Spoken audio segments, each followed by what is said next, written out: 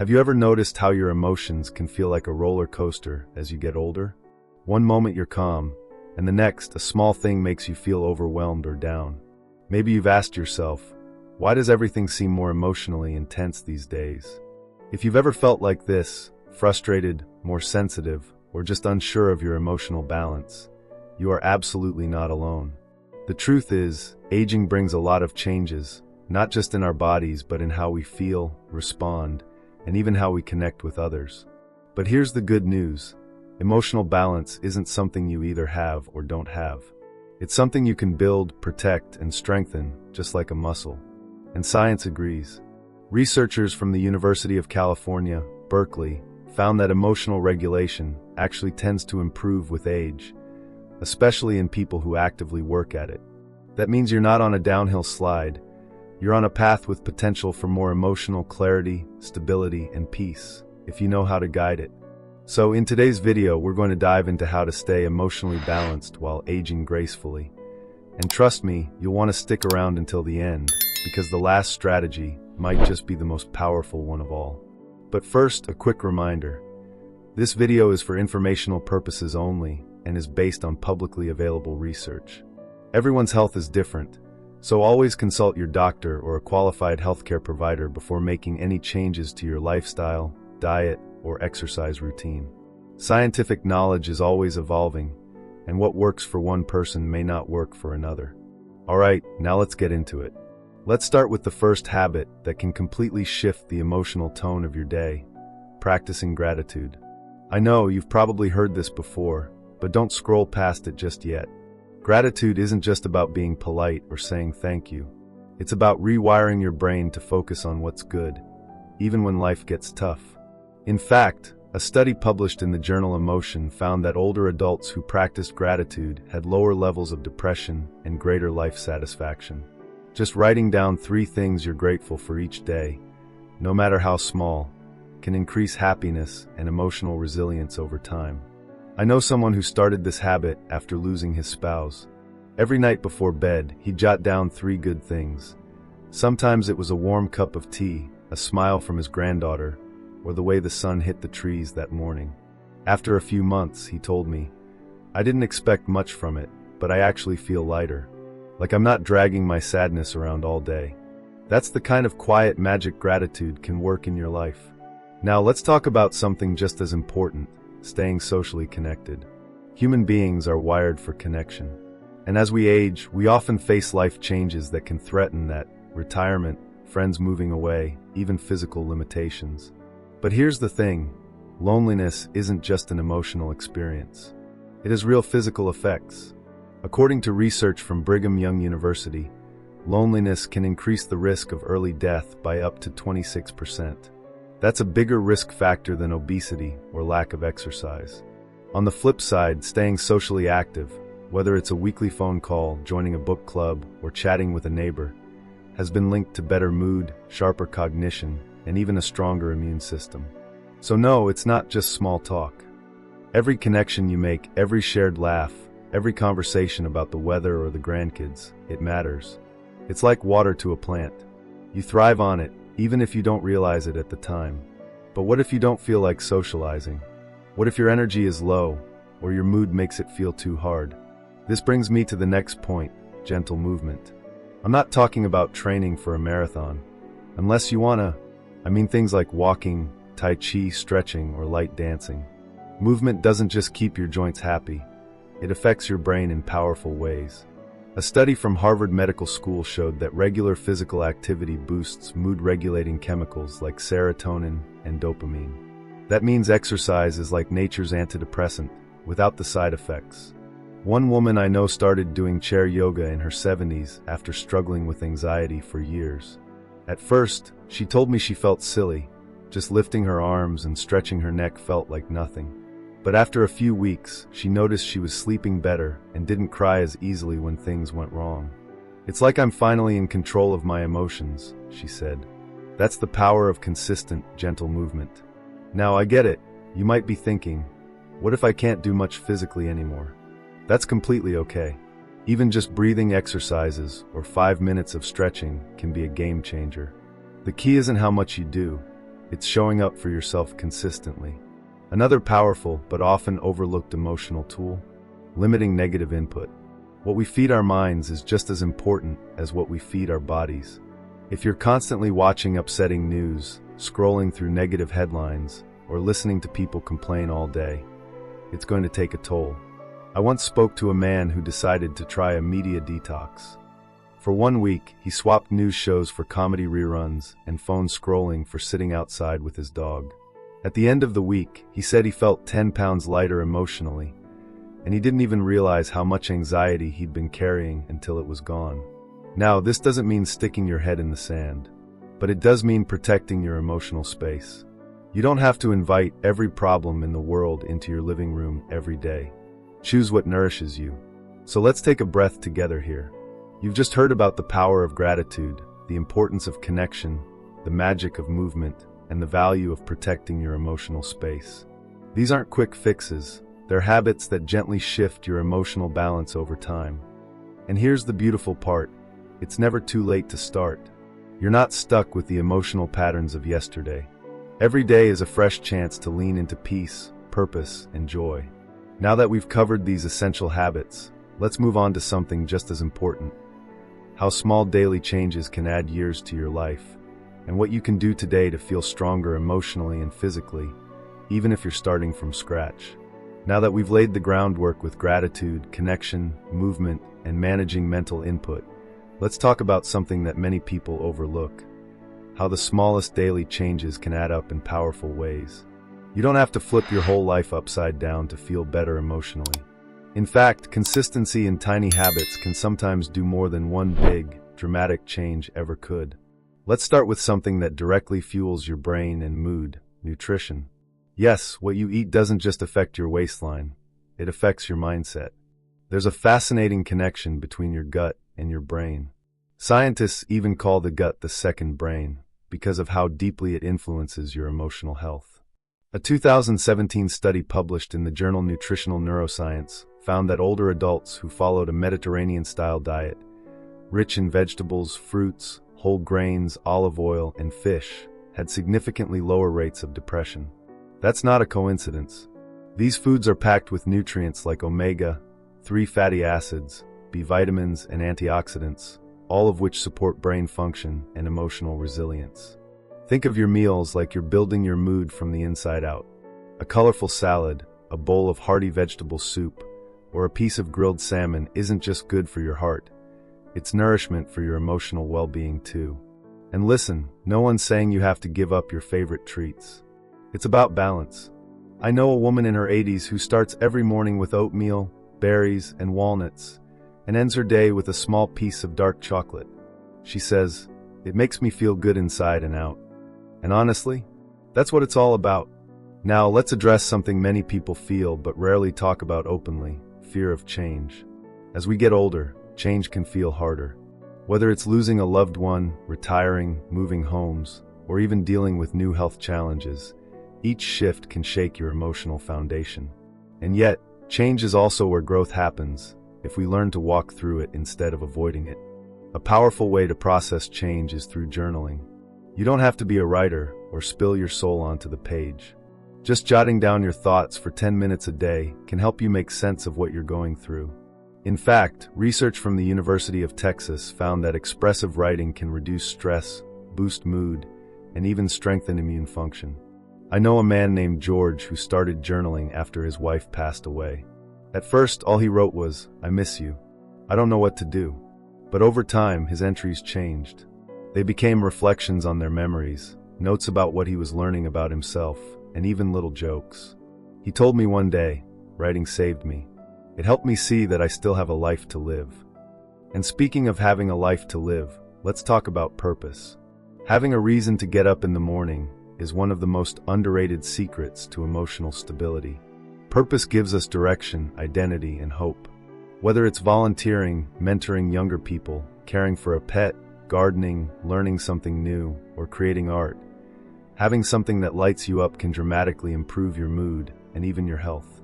There's compelling evidence from a 2019 study published in JAMA Network Open that shows adults over 50 who had a strong sense of purpose were less likely to die from all causes over a 4-year period than those who didn't. That's how powerful it is. Purpose isn't just about productivity, it's about vitality. One woman I met, a retired nurse, started sewing blankets for newborns in NICUs. "It makes me feel useful again," she said. "Like I still have something to give." And let me tell you, that kind of fulfillment radiates. You can see it in her smile, in her energy. So if you're feeling stuck or unsure of your purpose right now, that's okay. You don't have to have all the answers. Just start by asking yourself, what brings me joy? What do I look forward to? What's something small I can do today that makes me feel alive? Next, let's touch on one of the most surprisingly effective ways to improve emotional balance: mindfulness. I know, mindfulness can sound like a trendy buzzword, but stay with me. At its core, mindfulness is simply paying attention, really paying attention, to the present moment. It helps you slow down, catch your breath, and stop spiraling into worry about the past or fear of the future. Mindfulness can be as simple as taking 3 deep breaths before your morning coffee, noticing how the sun feels on your skin during a walk, or listening fully when someone speaks without planning your response. And the science? It's rock solid.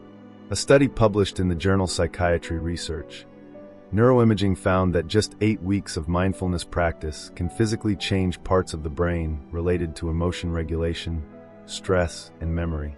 One man I know, in his late 70s, told me that after just a few weeks of mindfulness meditation, only 10 minutes a day, he felt less irritable, more patient with his grandchildren, and even slept better. "It's like my mind isn't racing all the time anymore," he said. "I didn't realize how noisy it was in there until it got quiet." And that brings us to something equally important: rest.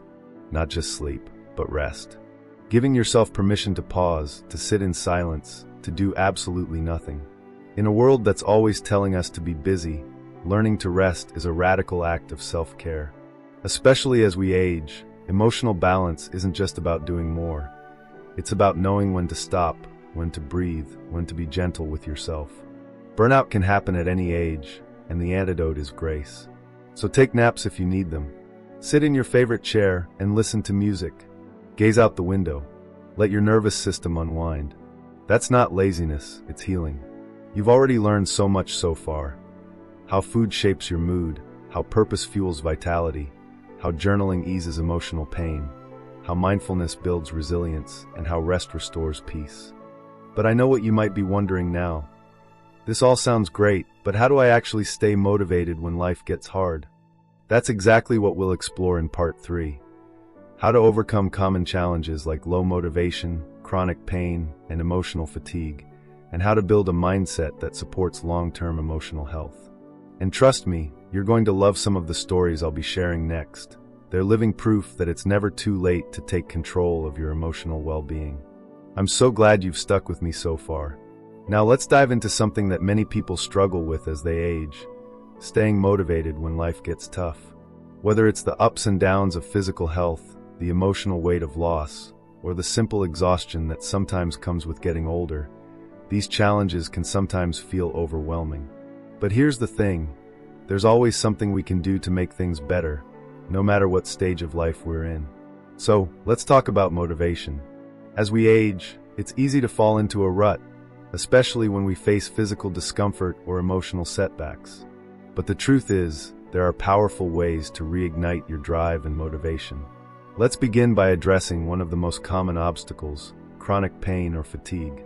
Whether it's arthritis, joint pain, or just feeling tired all the time, it's hard to muster the energy to take care of yourself when you're physically drained. Here's a story I want to share about a woman named Janet. Janet, in her early 70s, was struggling with arthritis. She told me, "I used to be active, but now it feels like my body is betraying me. I can't walk as far, and I'm tired all the time." And that's understandable.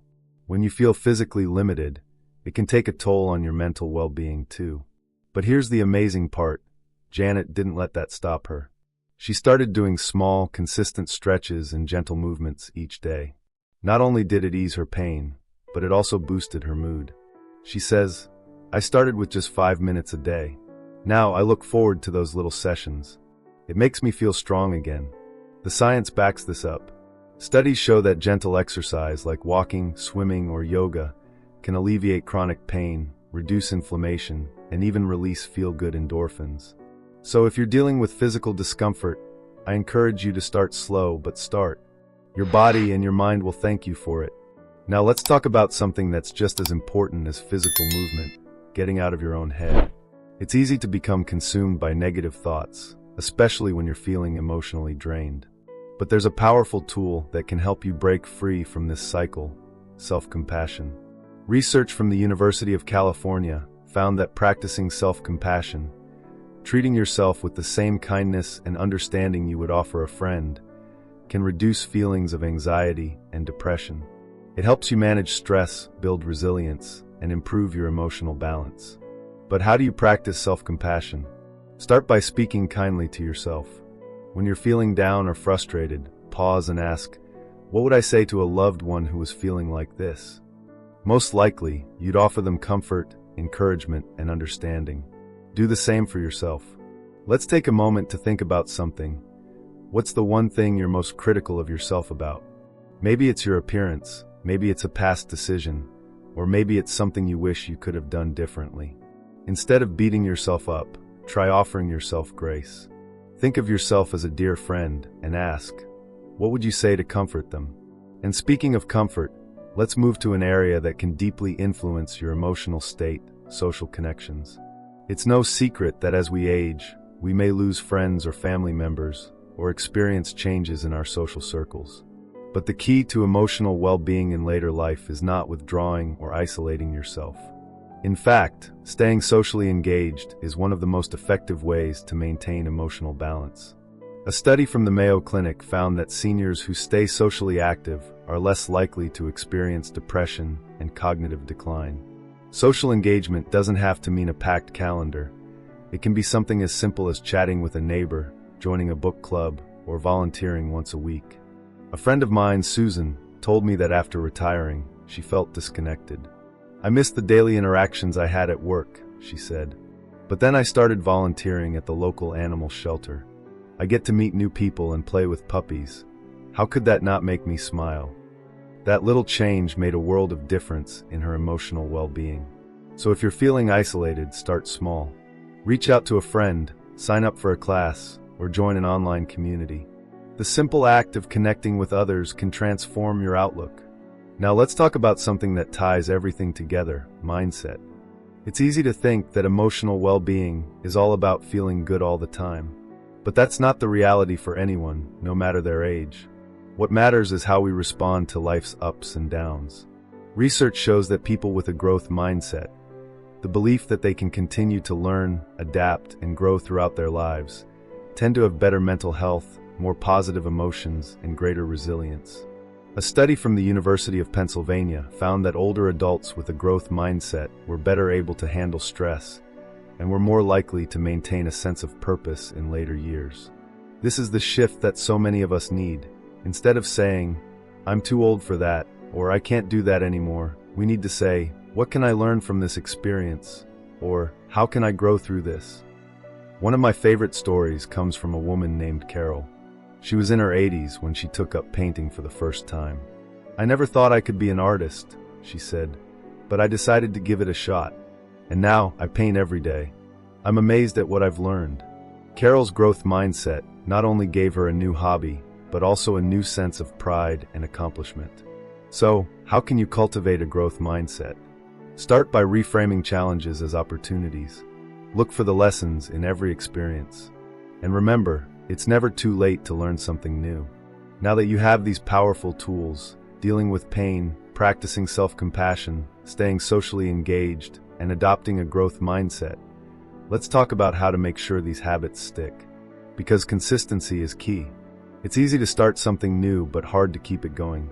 But here's the good news.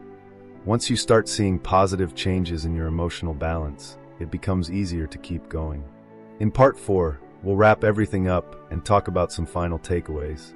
Plus, I'll give you a simple challenge you can begin today to start feeling more emotionally balanced and empowered.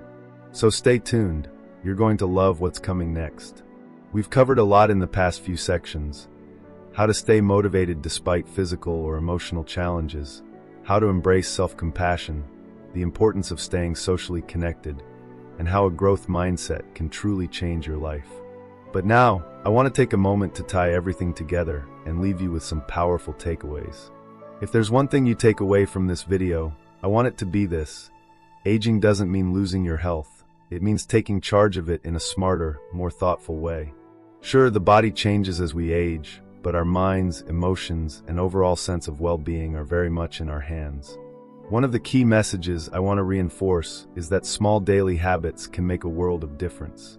I know it's tempting to look at the challenges of aging and feel overwhelmed. We all experience moments of frustration, pain, or fatigue. But I promise you, every little step you take toward emotional balance and resilience matters. Let me share a final story with you that really highlights this. My dear friend George, who's in his late 70s, went through a tough time a few years ago. He lost his wife of 50 years, and for a while he didn't know how to move forward. He felt like he was drowning in his grief. But instead of letting it control him, George made a decision to start doing things that made him feel connected to life again. He started by taking up gardening, something he always loved but hadn't had time for in years. Slowly, as he worked with his plants and saw them grow, he found himself growing emotionally too. He also made a point to meet friends for coffee, even when he didn't feel like it.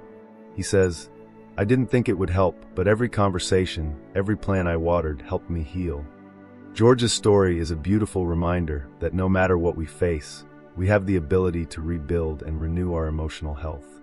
It's about finding the things that nourish your soul and committing to them day after day. Whether that's through creative pursuits, connecting with others, or simply allowing yourself time to reflect and heal, the choice is yours. Let's quickly review the key habits we've talked about throughout this video series. 1. Moving your body, even if it's just a little every day, helps keep both your body and mind in better shape.